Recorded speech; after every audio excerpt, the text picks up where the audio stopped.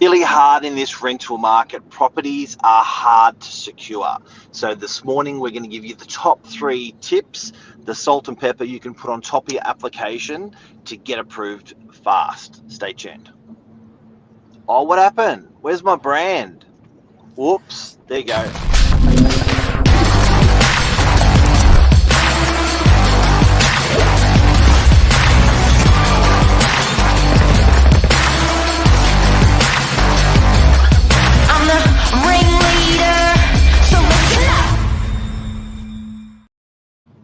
Good morning, Mark. Good morning. How are you?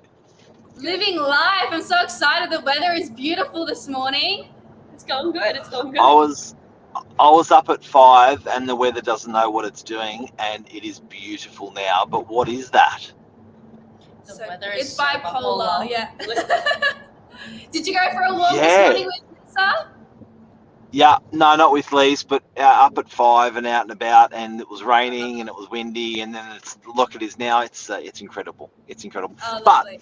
thank you very much for coming on. If anyone doesn't know, you guys are rental experts dealing with prospective tenants in the marketplace every day, all day. So in the course of a week, you'll meet hundreds of tenants. You'll get applications on properties, and tenants seem to be under pressure a little bit at the moment trying to secure properties. Yeah, very true.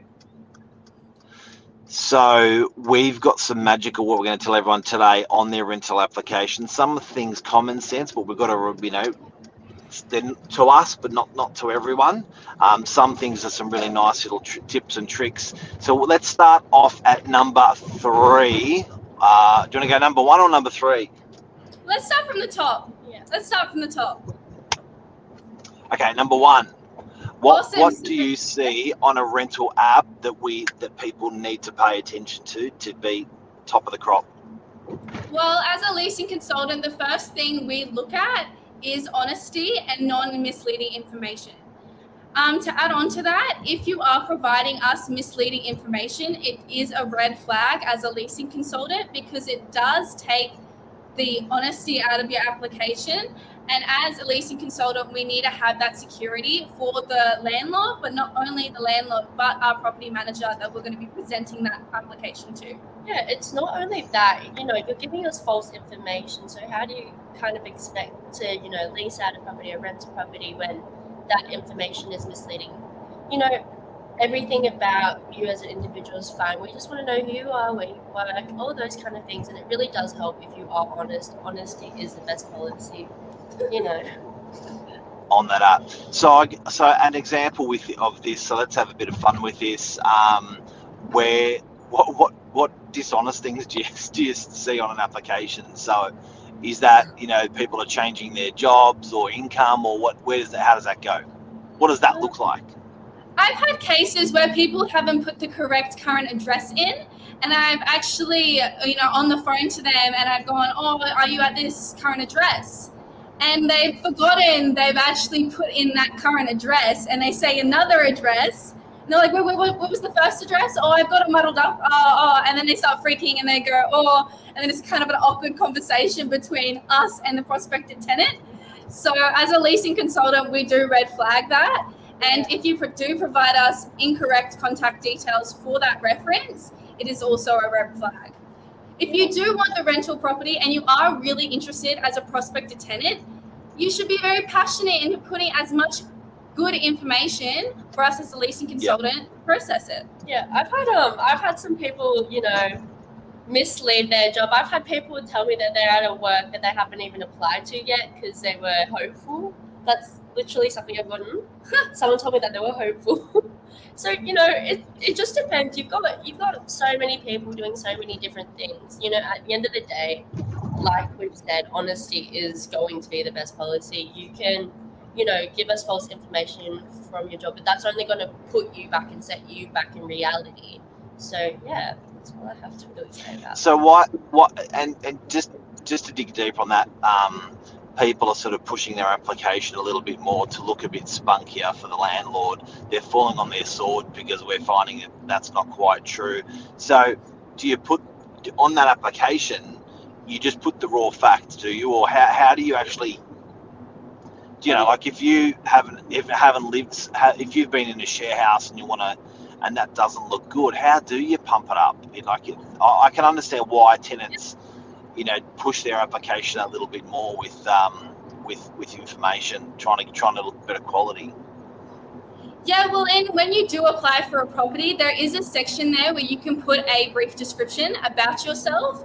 If you haven't first applied for a property and this is your first rental property, maybe putting a little bit of a brief description on why you're moving out or why you're leaving your current address as a leasing consultant kind of gives us an idea where you're headed. And also, it just gives us a little bit of an idea of you as a person. You know, I've had applications that seem like dating websites. I like long walks on the beach. Kind of like, it's just literally a description of yourself, what you do. And it really, really does help. And say, for example, this is your first property that you're going to rent. You know, you would also have to put that in your application, or you would let us know, because it's not a big deal at all. Of course, everyone's going to have their first steps to, you know, renting out properties and all that. And, you know, it's the same process goes. Instead, it would just be no tenant history or no. Yeah, and as a leasing consultant, we are here to help. We're not here to put you down. We're not here to make you feel that you're not worth enough to lease out a property, but we do need to ensure that we do have security for the owner. Yeah, 100%. And I think also, the application's for the landlord. It's not for the agent. So I think having that in the front of your mind also when you're putting that quality of information down. What's number 2? Number 2 is putting in your app and putting in it to the correct person. Now, a lot of people, we could say older people, come into our agency and put in an application hard copy. And they talk to our receptionist, Tom, our conversation starter, and Tom passes along our application. And when he does that, he kind of gives us a brief description. However, Mark and I and Shilan were having a discussion before about how it's really important to make sure that you're talking to the leasing consultant who is processing your application. So we get an idea of who you are. If you do have a conversation with Tom about your current situation, he can come and tell us, but it won't give us how could I explain? A benefit of the doubt. Like it won't give us more information, I could say. Yeah, it's best to talk to the person who's going to be processing an application. Not only that, like, so how would a tenant do that? A tenant would, when a tenant puts an application in, it would be really, really clever to ask the question, who will be processing, who is the actual person that's going to be calling my applicants and processing this application, do you know? And who is the person that we be putting to my application towards the landlord, you know, do you know? You can ask that in quite an open, honest way, and then you've actually, when you call back to explain your application or assist with the application or follow up your application, you've got that contact, that person that's going to be doing all that work rather than speaking with the wrong person. Yeah, I've got something to add on to that. 100%. So I've had a lot of people call me back specifically because they know that I'm doing the application and say if there's any documents that they're missing or there's anything that they want to let us know, maybe they've made a mistake in their application, all that stuff. Like you said, it's really useful to have a contact that you can directly and you know is taking care of your application. You know that. Yeah. And also keep in mind, we do provide that information on our website. When you do go on novakproperties.com.au, when you go to our ad for the property, we do have the listing agent. It will be the assistant agent and it will be the property manager. That will give you the idea of who will be processing your application. Also provide us contact details. So we'll have a phone number, our name, and our email. So if you do have any questions when you do apply for the property, call us. Tina Stacey, boss ladies watching us. Income. So Tina's one of our senior managers. She's saying income. Number 3 on getting your application to the top of the crop. Tina's put a nudge in there for income. What do you think? So supporting documents as well. Usually we do need your bank statements and pay slips. Those are really, really important factors in letting us know how much money you make, how much you do have in your savings, what you're spending your money on, and how much, money you're initially getting, to see if you can afford this property, if this property suits you. I also do believe it is one of the biggest things when putting in your application. You can tell us that you work at a store, you can tell us that you're self-employed, but if you have no evidence to back that up, it's no bother. We're going to look at it like it's a lie, essentially. We need proof of income. Yeah. We need bank statements, we need pay slips. If you are currently renting a property, a tenant ledger is always great. Even okay.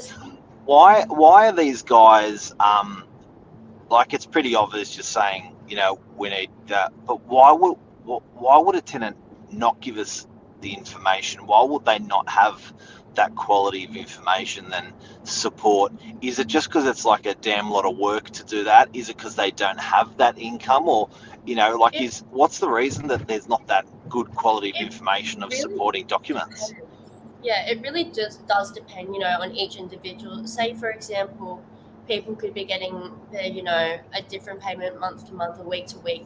Some people have 2 to 3 different jobs. Some people are self-employed. Or people have just moved to Australia and they don't have those kind of documentation to back up. We do get a lot of cases where a lot of people have moved to Australia and they're changing, their bank.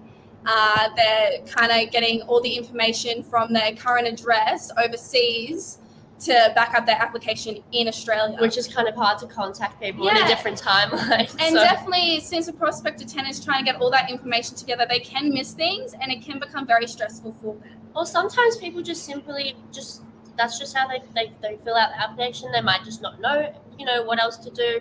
But overall, like I said, this is also more for the landlord. When we're looking through those bank statements and pay slips, we are trying to see if you can afford this.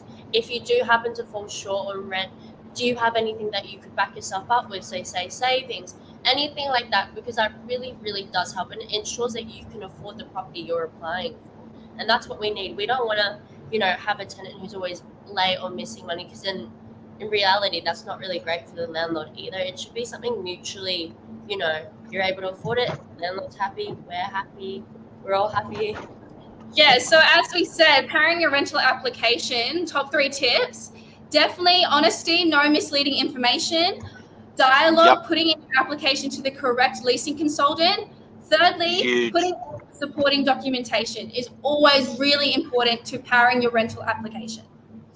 So bare bonesing your application because you don't have that supporting documentation it's probably a better idea to put some story or some information behind why your income is offshore, why you don't have, rather than us ringing up saying, hey, where is it? Try to sort of address that up front with your supporting documentation. But it must be like, in the defence of a tenant, it's bloody hard work putting an application in, and it must also be... It's intimidating as well. Yeah, like it must really do your head in to not get the application after doing that work. And I think if you can just put that work in up front of what we took, those top 3 tips we've spoken about today, that's going to really help you out a lot. Because I think, Sienna, you and I spent an hour or 2 trying to fill out a rental application because we wanted to do the process ourselves. Yeah, and we were going through it going, oh my God. Yeah, I had to do that with a tenant the other day. They were applying and I was sitting at the front desk because I work the front desk sometimes. And I was filling out the application online and I was like, oh my God. Like, I understand, but you know what? Since there are so many questions, it's so thorough and our website saves that information. So once you do fully, you can apply to multiple properties so you don't get accepted. You can apply to it. That information's saved, which is really, really handy. That's why I really like the website. That's the most handy thing, to be honest. You do use great tools for prospective tenants to apply for properties. As you said, it does save the information, so it does save the prospective tenant time as well. So if you don't get approved for a property, one of our properties, you can always move on to the next one. Yeah. And then as a leasing consultant, we have a bit of background already. I can't wait for the death of the rental application. I wonder what it's going to be next. Oh God. I spoke to Cleo about it. Anyone doesn't know, Cleo's one of our senior property managers, and we were talking about what the rental application looks like in the future, and it doesn't look like filling out a bunch of paperwork for 1 or 2 hours. That sucks. So I think it's going to be interesting to see for our industry in the next, everything's evolved. Like, if you look at any process of something you've applied for today to how you're applying for it 5 or 10 years later, it's different. But real estate hasn't moved and real estate hasn't changed. Cleo and I were talking about a rental application where it's critical docs only. We approve the tenant subject to a video interview. The video interview goes for 4 minutes. That's actually Wow, cool. okay. All applicants must be on that one video. We supply the video to the landlord. Oh, that's really cool because then the landlord can, that's cool. Yeah. But on top of that, Do you know don't what they need to provide supporting documentation so you have that evidence? First. A video won't show us First. that you're going Critical documents first. Right. Then we okay. approve That's them probably- subject to the application video. Right. Okay. Yep. And then if you're a landlord, you can actually watch the video of your applicants and go, okay. And the property manager asks those tough questions like bang, bang, bang, bang, bang. Yeah. And I feel like even face to face, really watching someone and how they act, you can really actually more so tell than anything than an application. Because when you're looking on paperwork, you're like, yeah, this sounds great, but if I'm talking to you and if I'm blasting you with questions and you're answering them like that, then that's pretty good. Well, Yep. it shows us, keep an eye out. Yeah. Keep an eye out. That may be the way. It would be bloody incredible. It'd be faster for prospective tenants, faster for landlords, faster for property managers. Keep an idea of the video application for rental properties coming soon to Novak, and it may be in Australia-wide doing something like that. If it works well, we'll see. Awesome. That's really cool. Ladies, thank you very much for your info this morning. Thanks. Thank you for having You guys us. are the best. Young and confident and on fire. Well done. Woo! See ya. Hope we help Bye. people out there today. See ya. Bye-bye.